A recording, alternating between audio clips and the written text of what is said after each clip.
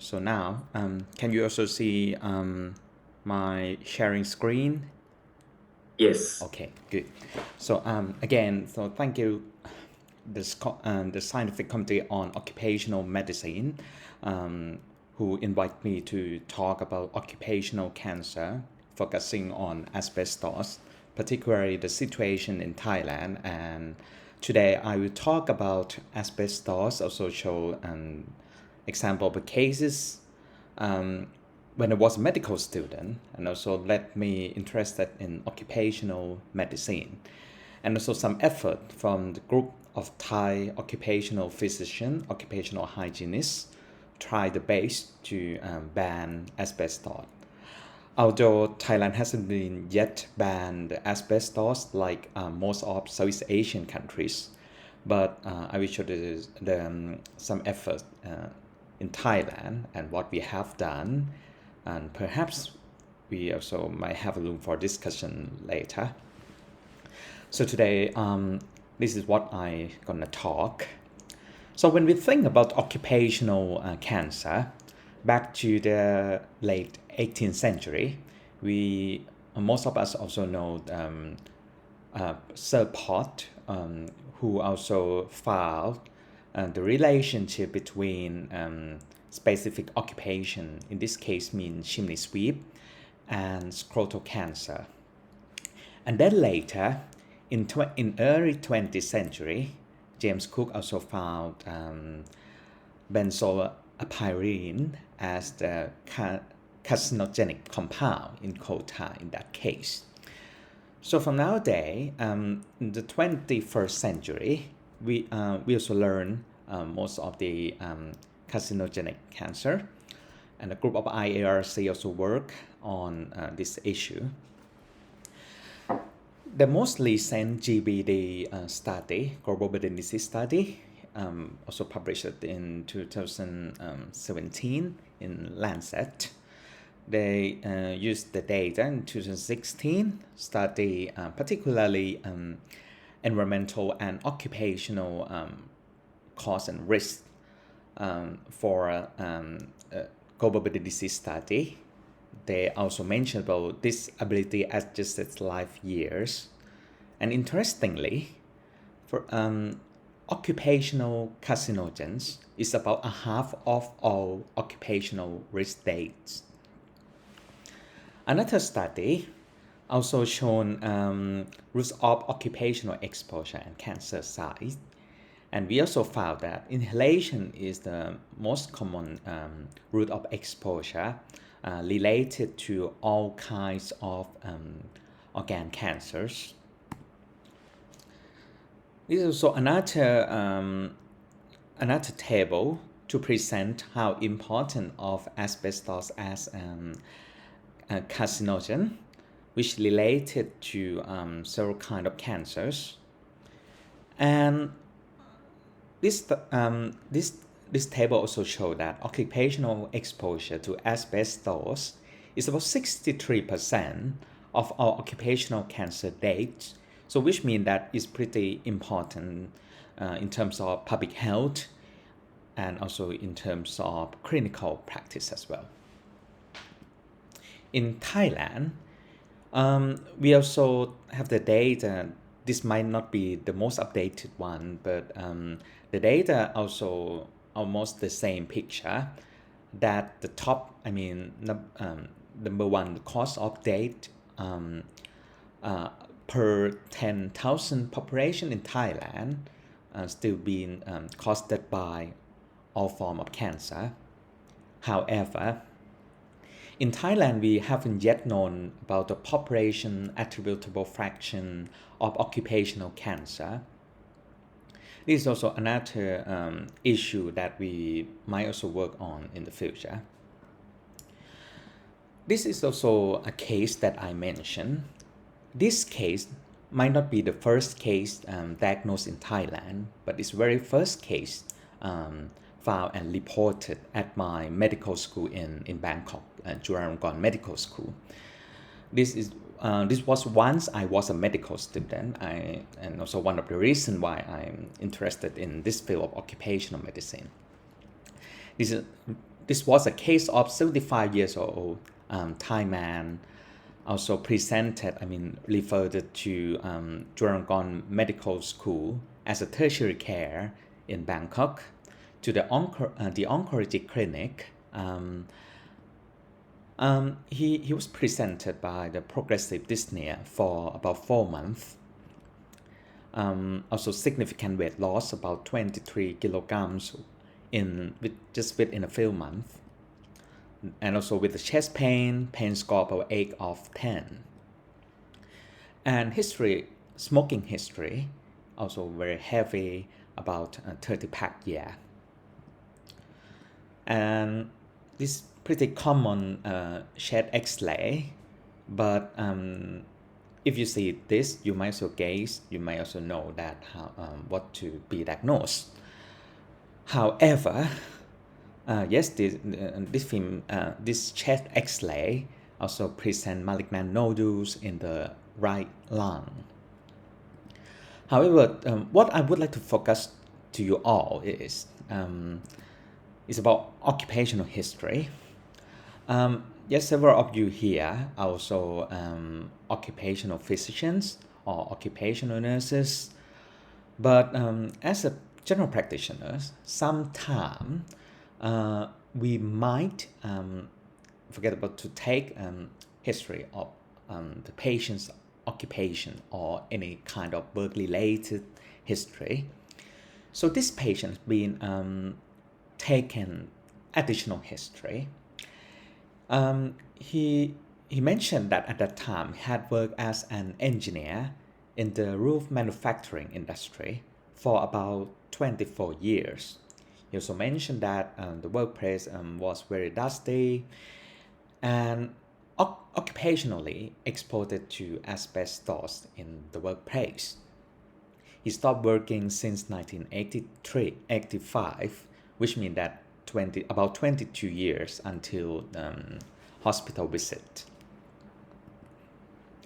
And at Chulalongkorn Medical School, the patient was also undergone a CT scan, and we also found extensive nodule deposit on the right pleural surface. Corneal biopsy also been done, and we also found non-small cell carcinoma. And immunostaining also present positive for vimentin, which also found the border of the cell, and also creatinine also found the stain on the nucleus of the cell. Yes, in this case, being diagnosed as malignant mesothelioma, even though we can diagnose this case, but what we realize is if the patient has been educated and also prevented, he should not be suffered when he retired from the work. And asbestos-related occupational groups, several tasks, not only in the developing countries, it also been in the developed, high-income countries before. Even though nowadays, most of, several countries in the high-income countries already been banned from using asbestos. However, sometimes the workers still being able to expose it to asbestos when they work in the construction site, particularly those who work as demolition workers, carpenters, electricians, builders, roofers, plumbers, those who work in the shipyard and rail workers, insulation workers, and also asbestos factory workers. Those who are all at risk of the asbestos-related disease. And as Professor Steiner mentioned, this also showed the same. We also know that the most lethal asbestos is on the right-hand side, amphibolized. In Thailand, we haven't been haven't yet been banned asbestos, even though we allow just only serpentine, chrysotile, white asbestos to be used. We prohibit the use of all kinds of amphiboles. However, less lethal, chrysotile, does not mean that not lethal. IARC also grouped asbestos all form as a group 1 carcinogen, which means that it also definitely causes cancer. And this also to show asbestos related diseases. So which means that it's related to both non-malignant and malignant disease, like pleura.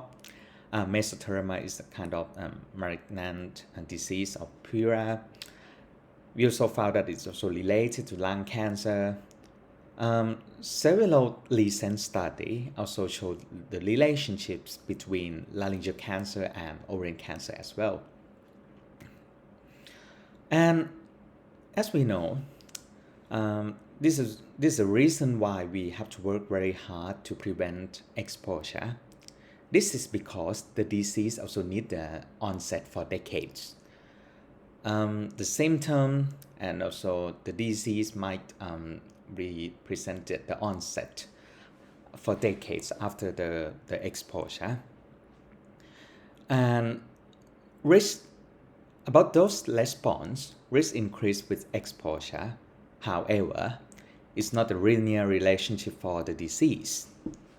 So which means that even though the worker exposed at a very low level of asbestos, it doesn't mean that they haven't been at risk of the asbestos-related disease, particularly cancer, like mesothelioma. In Thailand, we also have a most recent data. Actually, it's not the most one. The most one is last year. But I just would like to show the situation. This similar situation might also happen in some countries. In Thailand, the data collected by Ministry of Public Health in the year 2019, before COVID-19, we found mesothelioma reported about 97 cases. However, the GBD estimated that mesothelioma death in 2019, it should be about 161 cases. So which means that you can see not that proportionate number between number reported by the physician and also those who work and also reported the cases and the GBD estimation. This map, it not might be that accurate, but as I updated in August 2000, this month, about 69 countries already banned the use of asbestos in the country. Right-hand side, even though the Thailand is not that a big country, but we consume asbestos about 3% of the global consumption. So which means that we are one of the countries that consume asbestos in many industries. And this also to show the situation in Southeast Asia. Only Brunei Darussalam already have the law to ban use of asbestos. Meanwhile, most of the country in Southeast Asia still not ban asbestos use in the countries. In Thailand, we still have the industry, asbestos manufacturers. This also show top 5 provinces in Thailand which produce or work on the asbestos manufacturing. In the situation in Thailand that I gonna share you all is we also have a group so-called T-Ban, Thailand Ban Asbestos Network, who that work very hard to try to ban asbestos use T-band also composed of group of faculty members, the public, and also multidisciplinary team. We work very hard, but I think the situation might be very similar to several countries, particularly in the low and middle income countries, that we need to weigh between health and also political issue, diplomacy, and also business. We also have a group of the National Health Assembly. Has been firstly mentioned at the third National Health Assembly in 2010. At that time, we also have an issue about Thailand ban asbestos. And at that time, we are about to legitimate banning asbestos use. However, due to the political situation, that we changed the cabinet in the following year, so which means that it has been postponed until again in 2019 at the 12th NHA Assembly. Thailand we also again mentioned about Thailand ban asbestos. However, it hasn't been successful yet in terms of banning asbestos. I just would like to make a contribution. Would like to mention about the contributions that we work very hard among group of the occupational physicians, researchers, hygienists, and also those in the field of the occupational medicine.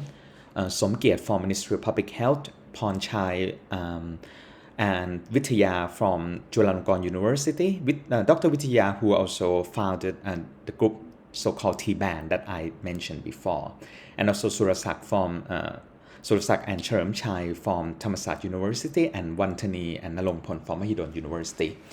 They work very hard as an academic in the field of occupational medicine to show the evidence base, and also try to persuade the public to realize about how important of the asbestos use and its menace.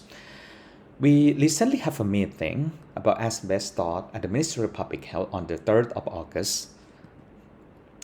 A few years ago, even though we haven't yet have the law about banning the asbestos, in Thailand we have the act, so-called OED Act, about the occupational disease, the control of occupational diseases and environmental diseases. Asbestos is one of the 5 occupational diseases mentioned in the law. We also have the chapter about prevention and control. We have penalties, which also working most of us, as an occupational physician, also related to this act about surveillance, disease investigation.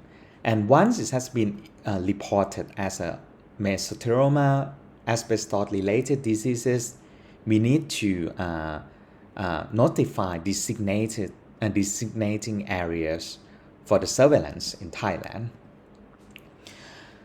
This also some efforts, which also major target for the year 2023. We try to again stop use and research support.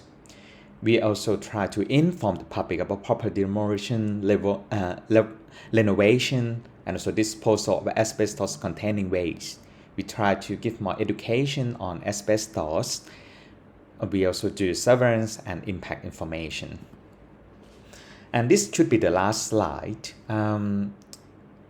It's still very slow progress in terms of public awareness and also ban of asbestos. We need to work both top down and bottom up in this case.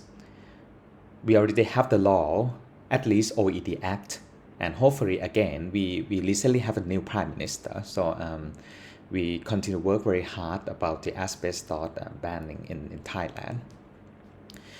And as we are the healthcare providers in the field of occupational health, we also need to work very hard on report, because then the number might be underreported, as I showed in the previous slide. And we have to work together as a multidisciplinary team in this issue. And lastly, development of the national asbestos profile also might be helpful in terms of make the public aware and also banning the asbestos. So thank you very much for your attention. Thank you very much, Dr. Jate. And one of the things that we come across, especially with asbestos, is call it the political economic will to ban it versus the health consequence will. As healthcare providers, we are seeing the effects of it, and obviously we will be advocating for the banning of it. But the effect it has on several economies does tend to make law changes drag their feet in terms of implementing some of these things, which would be best practice. Thank you also for reminding us on the importance of taking an occupational history, even in the general practice setting, especially with the long latency period that does occur with asbestos exposure. I mean, you're talking about 20, 30 years before you see the ill health effects. And sometimes, it may not occur to you when somebody presents with a chest pain and dyspnea, as we've had in some of your presentations there. So thanks, Dr. Jate. Some very, very insightful contributions there. And I'm sure we'll be seeing questions arising in the Q&A shortly. Dr. Nonhlanhla, I will call you to present next.